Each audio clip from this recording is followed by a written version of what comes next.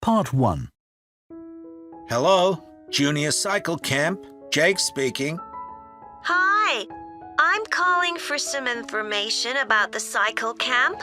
I'm thinking of sending my son. Great.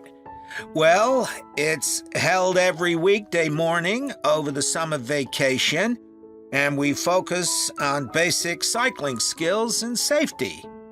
We have 8 levels for children from 3 years upwards. How old's your son? Charlie, he's 7. He can ride a bike, but he needs a little more training before he's safe to go on the road. He'd probably be best in level 5. They start off practicing on the site here, and we aim to get them riding on the road. But first, they're taken to ride in the park, away from the traffic. Right. And can you tell me a bit about the instructors? Well, all our staff wear different colored shirts. So we have 3 supervisors, and they have red shirts. They support the instructors, and they also stand in for me if I'm not around. Then the instructors themselves are in blue shirts, and one of these is responsible for each class. Okay. In order to be accepted, all our instructors have to submit a reference from someone who's seen them work with children. Like if they've worked as a babysitter, for example. Then they have to complete our training course, including how to do lesson plans and generally care for the well-being of the kids in their class. They do a great job, I have to say. Right. And tell me a bit about the classes. What size will Charlie's class be? We have a limit of 8 children in each class, so their instructor really gets to know them well. They're out riding most of the time, but they have quiet times too, where their instructor might tell them a story that's got something to do with cycling, or get them to play a game together. It's a lot of fun. It must be. Now, what happens if there's rain? Do the classes still run? Oh, yes. We don't let that put us off. We just put on our waterproofs and keep cycling. And is there anything special Charlie should bring along with him? Well, maybe some spare clothes, especially if the weather's not so good. And a snack for break time? How about a drink? No, we'll provide that. And make sure he has shoes, not sandals. Sure. And just at present, Charlie has to take medication every few hours, so I'll make sure he has that. Absolutely. Just give us details of when he has to take it, and we'll make sure he does. Thanks. Now, there are a few things you should know about day 1 of the camp. The classes normally start at 9:30 every morning, but on day 1, you should aim to get Charlie here by 9:20. The finishing time will be 12:30 as usual. We need the additional time because there are a few extra things to do. The most important is that we have a very careful check to make sure that every child's helmet fits properly. If it doesn't fit, we'll try to adjust it, or we'll find him another one. But he must wear it all the time he's on the bike. Of course. Then, after that, all the instructors will be waiting to meet their classes, and they'll meet up in the tent. You can't miss it, and each instructor will take their class away and get started. Okay, well, that all sounds good. Now, can you tell me how much the camp costs a week? $199. We've managed to keep the price more or less the same as last year. It was $190 then. But the places are filling up quite quickly. Right. Okay, well, I'd like to book for the... 2. Hello everyone, my name's Megan Baker and I'm a recruitment consultant at AVT Recruitment Specialists. Now, our company specialises in positions that involve working in the agriculture and horticulture sectors, so that's fresh food production, garden and park maintenance and so on. And these sectors do provide some very special career opportunities. For a start, they often offer opportunities for those who don't want to be stuck with a 40-hour week, but need to juggle work with other responsibilities, such as childcare.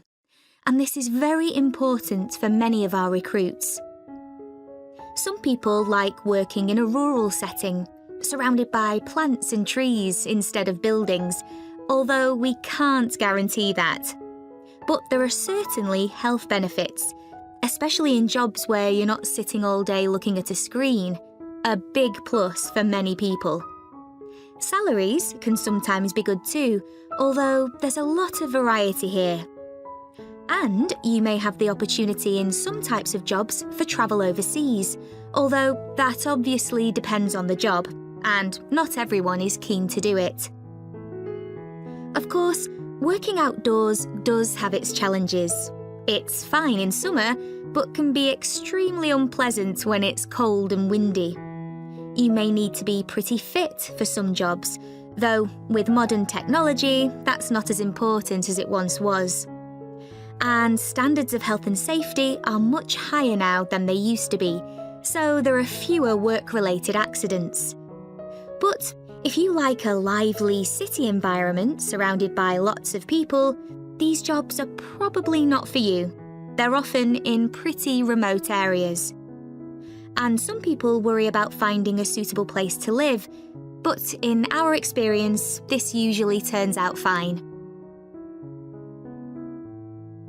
Now, let me tell you about some of the exciting jobs that we have on our books right now. One is for a fresh food commercial manager. Our client here is a very large fresh food producer, supplying a range of top supermarkets. They operate in a very fast-paced environment with low profit margins. The staff there work hard, but they play hard as well. So if you've a sociable personality, this may be for you. We have an exciting post as an agronomist, advising farmers on issues such as crop nutrition, protection against pests, and the latest legislation on farming and agricultural practices. There are good opportunities for the right person to quickly make their way up the career ladder, but a deep knowledge of the agricultural sector is expected of applicants. A leading supermarket is looking for a fresh produce buyer who is available for a 12-month maternity cover contract. You need to have experience in administration, planning and buying in the fresh produce industry, and in return will receive a very competitive salary. We have also received a request for a sales manager for a chain of garden centres. You will be visiting centres in the region to ensure their high levels of customer service are maintained. This post is only suitable for someone who is prepared to live in the region. There is also a vacancy for a tree technician to carry out tree cutting, forestry and conservation work. Candidates must have a clean driving licence and have training in safety procedures. A year's experience would be preferred, but the company might be prepared to consider someone who has just completed an appropriate training course. Finally, we have a position for a farm worker. This will involve a wide range of farm duties, including crop sowing and harvesting, machine maintenance, and animal care. Perks of the job include the possibility of renting a small cottage on the estate and the chance to earn a competitive salary. A driving licence and tractor driving experience are essential. 3. OK, Rosie, shall we try to get some ideas together for our presentation on diet and obesity? Sure. I can talk about the experiment I did to see if people can tell the difference between real sugar and artificial sweeteners. Where you gave people drinks with either sugar or artificial sweeteners, and they had to say which they thought it was? Yeah, it took me ages to decide exactly how I'd organise it, especially how I could make sure that people didn't know which drink I was giving them. It was hard to keep track of it all, especially as I had so many people doing it. I had to make sure I kept a proper record of what each person had had. So, could most people tell the difference? Yeah, I hadn't thought that they would be able to, but most people could. Then there's that experiment I did, measuring the fat content of nuts, to see if the nutritional information given on the packet was accurate. The one where you ground up the nuts and mixed them with a chemical to absorb the fat? Yes. My results were a bit problematic. The fat content for that type of nut seemed much lower than it said on the package. But I reckon the package information was right. I think I should probably have ground up the nuts more than I did. It's possible that the scales for weighing the fat weren't accurate enough too. I'd really like to try the experiment again sometime. So what can we say about helping people to lose weight? There's a lot we could say about what restaurants could do to reduce obesity. I read that the items at the start of a menu and the items at the end of a menu are much more likely to be chosen than the items in the middle. So, if you put the low-calorie items at the beginning and end of the menu, people will probably go for the food with fewer calories without even realising what they're doing. I think food manufacturers could do more to encourage healthy eating. How? Well, when manufacturers put calorie counts of a food on the label, they're sometimes really confusing, and I suspect they do it on purpose, because food that's high in calories tastes better, and so they'll sell more. Yeah, so if you look at the amount of calories in a pizza, they'll give you the calories per quarter pizza, and you think, oh, that's not too bad. But who's going to eat a quarter pizza? Exactly. I suppose another approach to this problem is to get people to exercise more. Right. In England, the current guidelines offer at least 30 minutes of brisk walking 5 days a week. Now, when you ask them, about 40% of men and 30% of women say they do this. But when you objectively measure the amount of walking they do with motion sensors, you find that only 6% of men and 4% of women do the recommended amount of exercise.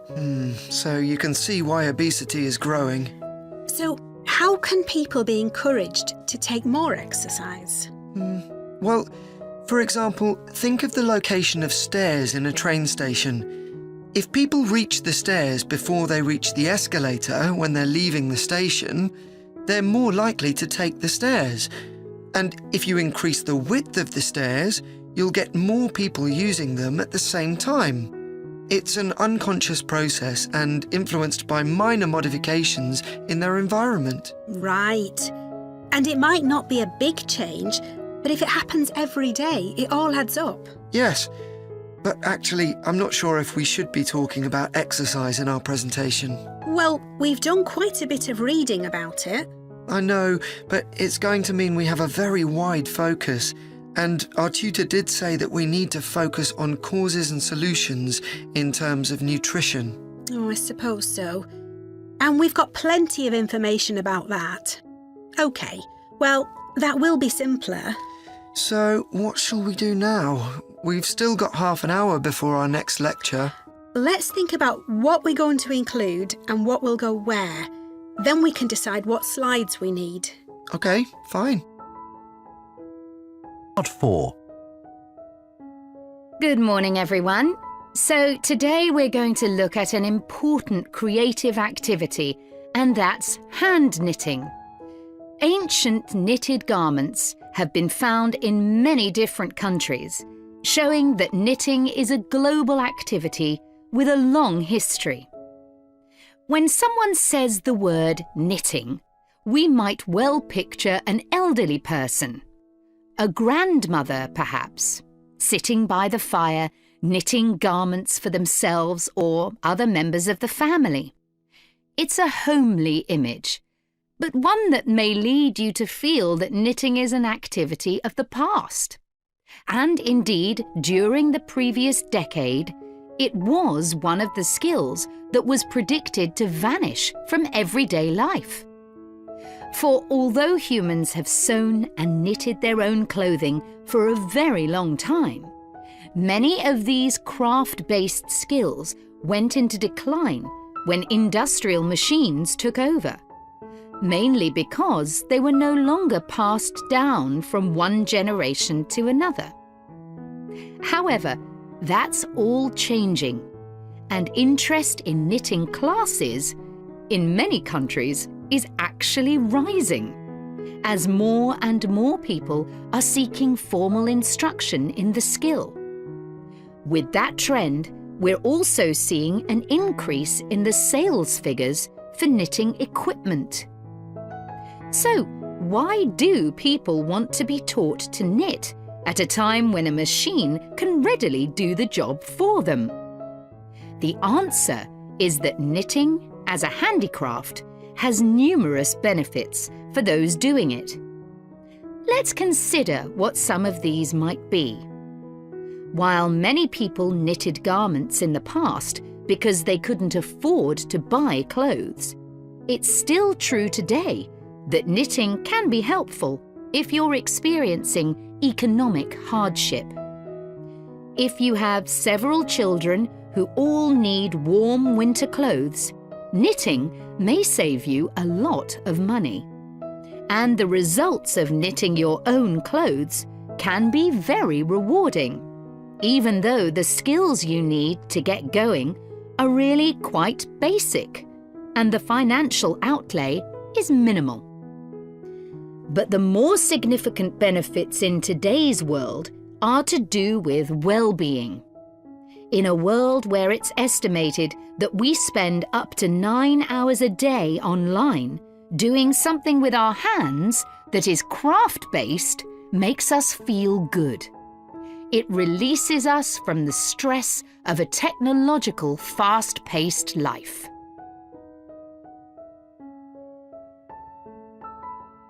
Now, let's look back a bit to early knitting activities.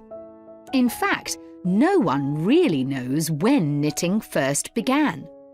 But archaeological remains have disclosed plenty of information for us to think about. One of the interesting things about knitting is that the earliest pieces of clothing that have been found suggest that most of the items produced were round rather than flat. Discoveries from the 3rd and 4th centuries in Egypt show that things like socks and gloves that were needed to keep hands and feet warm were knitted in one piece using 4 or 5 needles. That's very different from most knitting patterns today, which only require 2. What's more, the very first needles people used were hand-carved out of wood and other natural materials, like bone, whereas today's needles are largely made of steel or plastic and make that characteristic clicking sound when someone's using them. Ancient people knitted using yarns made from linen, hemp, cotton, and wool, and these were often very rough on the skin. The spinning wheel, which allowed people to make finer yarns and produce much greater quantities of them, led to the dominance of wool in the knitting industry, often favoured for its warmth. Another interesting fact about knitting is that because it was practiced in so many parts of the world, for so many purposes, regional differences in style developed.